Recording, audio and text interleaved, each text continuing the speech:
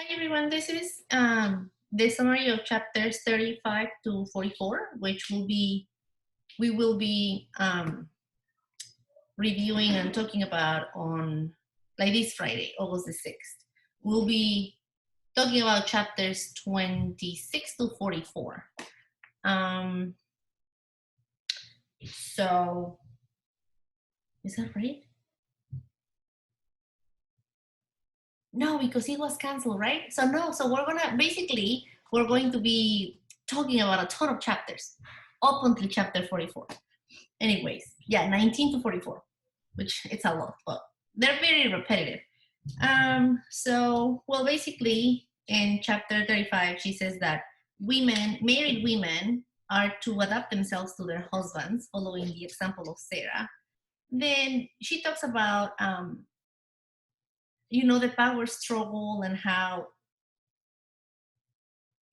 inequality is really the wrong word. It just talks about, can you imagine calling such an arrangement a marriage where you do the extras, you do the dishes Monday, Wednesday, Friday, and then you do the laundry Tuesdays, Thursdays. But basically, that's what people are asking, right? At least my feminist friends that I have in Mexico, they're posting stuff like that all the time on Facebook. Then,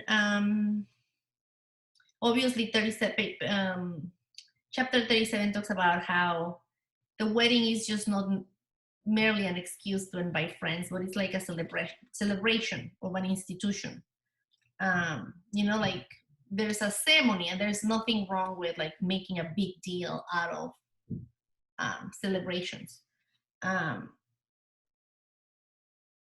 then obviously the issue with authority. The world doesn't run without authority. Somebody has to tell us what to do. But women sometimes say, nobody's going to tell me what to do. I'll do whatever I please. Who does he think he is? But in order to exercise authority, it is necessary to obey authority. And she continues in chapter 39, just talking about just adapt, submit, subject. Just these are issues with hierarchy and just liberation theology, basically, or ideology. God is not asking anybody to become a zero, page 133, but he does have a role, right? And so he commanded Adam to subdue and have dominion over. And then she says in page 134, it must be very difficult for people who have not been reared in disciplined homes to learn the relationship between authority and love. For authority to them will have been associated with elements outside the home, such as civil law. That's true. Like I don't think I was very well disciplined. But yeah, I never understood the relationship between authority and love, I don't think. The woman was created from and for the man, so it follows naturally that she had to be created after the man. There are some biological reasons for such differences, and of course, now we are in a point in history where men think that they can really be women, right? Like even because I've been watching the Olympics, even the president of the IOC, the International Olympic Committee, like he said or she said, I don't even know if it's a man or a woman, they said, everybody agrees that trans women are women.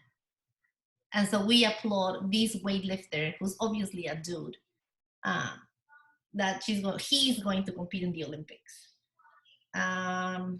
Then, so that's messed up, right? Because like Elizabeth Elliot is assuming the obvious biological differences, but as a culture, I think we're past that point. Not everybody, of course, but you see the abandonment of the obvious creation mandate in a society, and how far the society has come from God. What else? Page 144, chapter 42. It talks about how Many husbands see their wives as superior to them in intelligence, strength of character, physical endurance, or spiritual perception. And so they use this as an excuse to let them lead. But the roles are not assigned on the basis of capability. They were determined at the beginning of creation to be a man's role and a woman's role. And again, we are not free to experiment, tamper with, or exchange them. And I like that.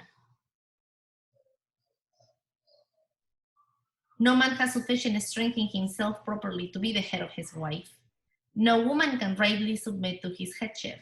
It takes grace, and grace is a gift. But we are to use the means of grace. And then I think that's pretty much everything.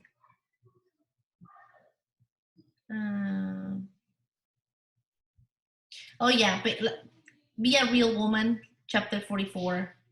She's talking about sex and how sometimes we try to overcome our sexuality and the expectations, right?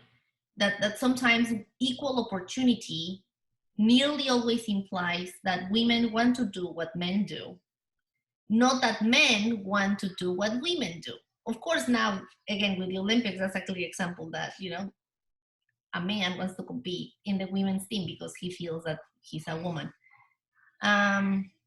Women's work, particularly the task assigned by creation exclusively to women, that of bearing and nurturing children, is regarded not only as of lesser value, but even degrading and animal-like.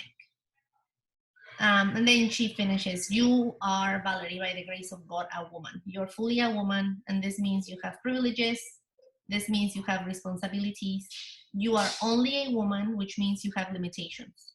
Walt is a man, he's fully a man, and he's only a man. Thank God for this and live it to the hilt. That's awesome. That was sweet. And that's it. See you Friday. Bye.